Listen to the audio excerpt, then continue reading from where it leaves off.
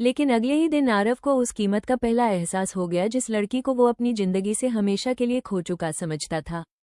उसकी आवाज उसे फिर सुनाई दी, आरव, अगर तुमने सच जान लिया है तो अब पीछे मत हटना। कौन है? सामने आओ। उस आवाज ने आरव को उस वक्त में पहुंचा दिया जब वो पहली बार उससे मिला था। अगर कभी मैं तुमसे दूर हो जाऊं तो मेरी आवाज पहचान लेना। उसकी ये बात आरव को आज भी याद थी और आज पहली बार उसे लगा शायद वो आवाज सच में वापस आ गई है। अगली सुबह आरव को अपने पुराने सामान में एक छोटा सा डिब्बा मिला। उस डिब्बे के अंदर वही ब्रेसलेट था जो उसने सालों पहले उसे दिया था। ये यहाँ कैसे आया?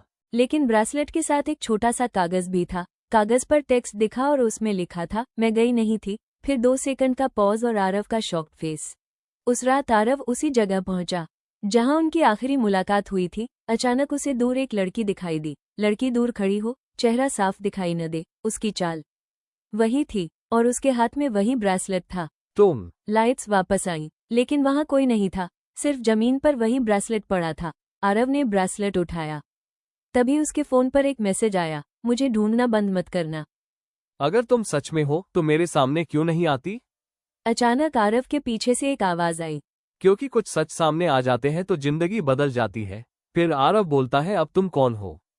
वो आदमी आरव की तरफ देखता है लेकिन कुछ कहे बिना वहां से चला जाता है। फिर आरव सोचता है वो कौन था और उसे इतना कुछ कैसे पता था। उस रात आरव के फोन पर अचानक एक अननोन नंबर से कॉल आई। फोन की स्क्रीन पर अननोन नंबर दिखाओ। आरव, कल रात पुराने घर में आना। क्या तुम जिंदा हो? ये सवाल मत पूछना, बस आ जाना। और इससे पहले कि आरव कुछ और पूछ पाता, कॉल कट गई। आरव अब उस सच के बिल्कुल करीब था जिसे जानने के लिए उसने सब कुछ दांव पर लगा दिया था। लेकिन उसे नहीं पता था कि पुराने घर में उसका इंतजार सिर्फ एक इंसान नहीं, उसकी पूरी जिंदगी का सबसे बड़ा राज कर रहा था। तुम आखिर आ ही गए। दरवाजे के उस पार कौन था?